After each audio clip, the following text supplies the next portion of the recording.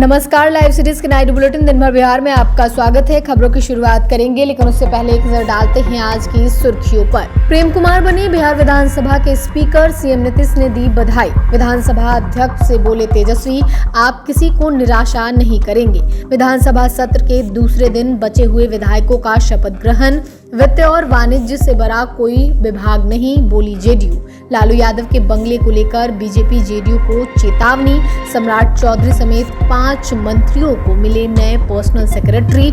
Bulldozer कार्रवाई पर पप्पू यादव भड़के, सरकार को दिया अल्टीमेटम। किशनगंज में राजस्व कर्मचारी 2.5 लाख रुपए रिश्वत लेते गिरफ्तार। बिहार विशेष विद्यालय अध्यापक भर्ती परीक्षा की तारीख घोषित। ठंड को लेकर प्रशासन ने जारी की एडवाइजरी। अब खबरें विस्तार से।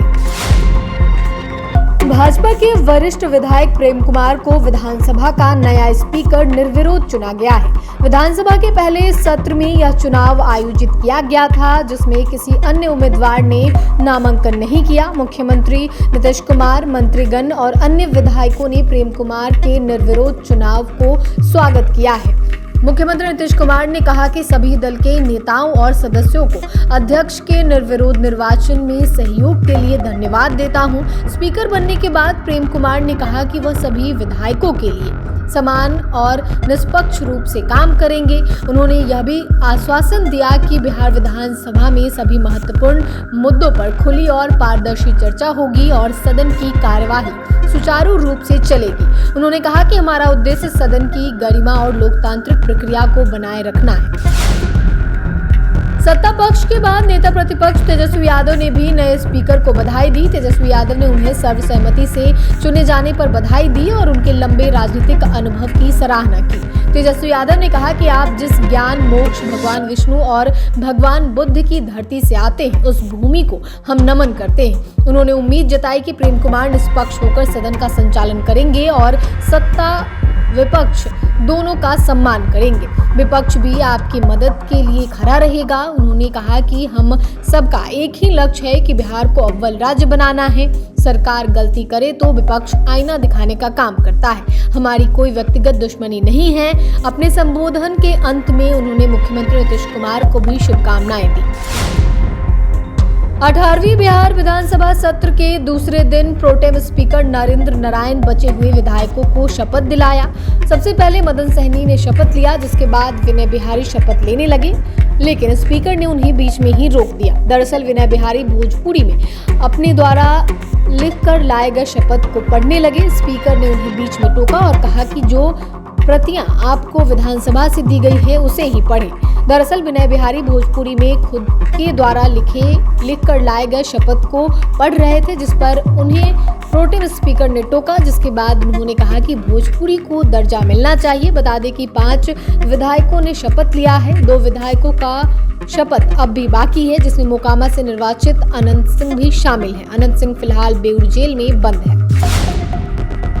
विजय चौधरी से जब पूछा गया कि विपक्ष का कहना है कि सीएम नीतीश से गृह विभाग छीन लिया गया, इसको लेकर विजय चौधरी ने कहा कि गृह विभाग तो छीन लिया गया, ये तो सुर्खियों में है, लेकिन उससे भी बड़ा विभाग वित्त विभाग, वाणिज्य हमारे पास है, ये नहीं है। इन बातों में मत पड़िए। हमें वाणिज्य कर और वित्त विभाग मिला है। स्पीकर पद बीजेपी के पास रहने पर भी उन्होंने कहा कि भाजपा कई वर्षों से विधानसभा अध्यक्ष पद पर काबिज रही है, इसलिए इसमें कोई नई बात नहीं है। प्रेम कुमार को लेकर विजय चौधरी ने कहा कि वह बहुत पुराने और अनुभवी सदस्य हैं। सरकार का भी अनुभव है, विपक्ष का भी अनुभव है, इसलिए सभी को आशा है कि उनकी अध्यक्षता में सदन सुचारू रूप से चले।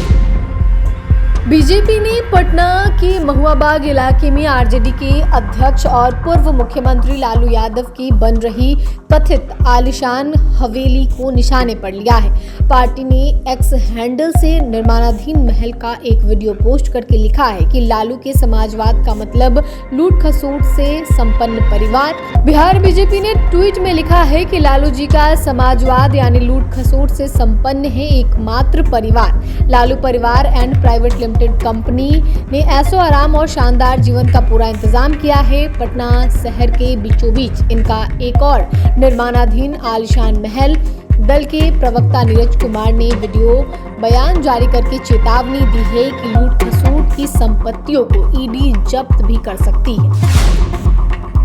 बिहार सरकार ने की नई नियुक्तियां। बिहार सरकार के सामान्य प्रशासन विभाग ने राज्य प्रशासनिक सेवा में महत्वपूर्ण नियुक्तियां करते हुए 5 अधिकारियों को नई जिम्मेदारी सौंपी है। विभाग द्वारा जारी अलग अलग अधिसूचनाओं के मुताबिक पदस्थापना की प्रतीक्षा में चल रहे बिहार प्रशासनिक सेवा के 5 अधिकारियों को राज्य के मंत्रियों और उप मुख्यमंत्रियों के सरकारी आप सचिव के रूप में नियुक्त किया गया है। इन नियुक्तियों के आदेश सरकार के संयुक्त सचिव जगदीश कुमार के हस्ताक्षर से जारी किए गए। इस प्रशासनिक फेरबदल के तहत राज्य के दोनों उप मुख्यमंत्रियों के कार्यालयों में नए अधिकारियों को तैनात किया गया है। पटना गृह जिला वाले भारतीय प्रशासनिक सेवा के अधिकारी रंजीत कुमार को उप मुख्यमंत्री सम्राट चौधरी का आप सचिव नियुक्त किया गया है। पूर्णिया सांसद पप्पू यादव ने बुलडोजर कार्रवाई के शिकार हुए पीड़ित परिवार से मुलाकात की। पिछले 26 नवंबर को पटना हाईकोर्ट के आदेश पर गांव में 8 घरों पर बुलडोजर चलाया गया था और अब 5 दिसंबर को फिर से अतिक्रमण हटाने की कार्रवाई के लिए 100 लोगों को नोटिस भेजा गया है। पप्पू यादव ने ऐलान किया है कि अगर 5 दिसंबर को बुलडोजर आया तो उसे सबसे पहले मेरी लाश से गुजरना होगा।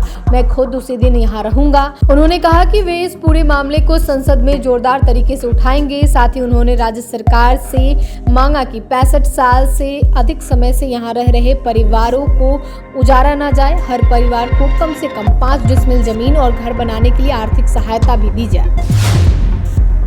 पटना निगरानी अन्वेषण ब्यूरो की टीम ने किशनगंज में बड़ी कार्रवाई की है। सदर प्रखंड के राजस्व कर्मचारी राजदीप पासवान को 2,50,000 रुपए की रिश्वत लेते रंगे हाथों गिरफ्तार किया गया है। यह गिरफ्तारी किशनगंज शहर के ब्लॉक ऑफिस गेट के पास स्थित एक होटल के पास हुई है। इस खबर से प्रखंड कार्यालय और राजस्व विभाग में हड़कंप मच गया है।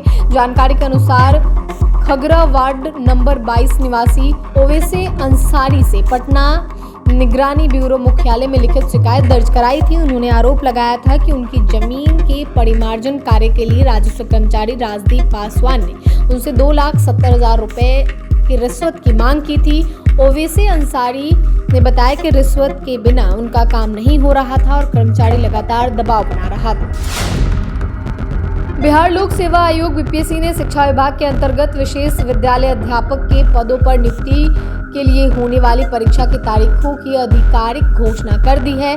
आयोग द्वारा जारी विज्ञापन के तहत इस परीक्षा का आयोजन अगले साल किया जाएगा। 29 जनवरी को परीक्षा होगी। आयोग की आवश्यक सूचना के अनुसार विशेष विद्यालय अध्यापक के पदों पर नियुक्ति हेतु एक प्रतियोगी परीक्षा 29 जनवरी 2026 गुरुवार को आयोजित होने की संभावना है। आयोग ने अपनी अधिसूचना में इस तारीख को संभावित बताया है। जल्द इसका विस्तृत कार्यक्रम परीक्षा नियंत्रक बिहार लोक सेवा आयोग द्वारा जारी नोटिस में कहा गया है। परीक्षा का विस्तृत कार्यक्रम और समय सारणी शीघ्र ही प्रकाशित कर दी जाएगी। अभ्यर्थियों को सलाह दी जाती है कि वे आयोग की वेबसाइट पर अपडेट चेक करते रहें। बिहार के जिलों में ठंड का प्रकोप बढ़ता जा रहा है। इस बीच पटना में जिला प्रशासन ने लोगों के लिए बड़ी एडवाइजरी जारी कर दी है। आपदा प्रबंधन विभाग की तरफ से जारी क्या करें क्या नहीं करें का अनुपालन करने को कहा गया है। जिला प्रशासन की ओर से खासकर सुबह और रात में अधिक ठंड होने से सभी व्यक्तियों खासकर बच्चे, गर्भवती महिलाओं, बुजुर्ग और बीमार लोगों को ठंड से बचाव के लिए सावधानी बरतने के लिए कहा गया है। डीएम डॉक्टर त्यागराजन एसएम ने सभी एसडीओ, डीसीएलआर और सीओ को संभावित शीतलहर पाला से बचाव के लिए निर्धारित मानक संचालन प्रक्रिया के अनुसार तैयारी करने का निर्देश दिया है। रैन बसेरों, अस्थायी शेल्टर्स, अलाव की व्यवस्था करने को लेकर कहा गया है।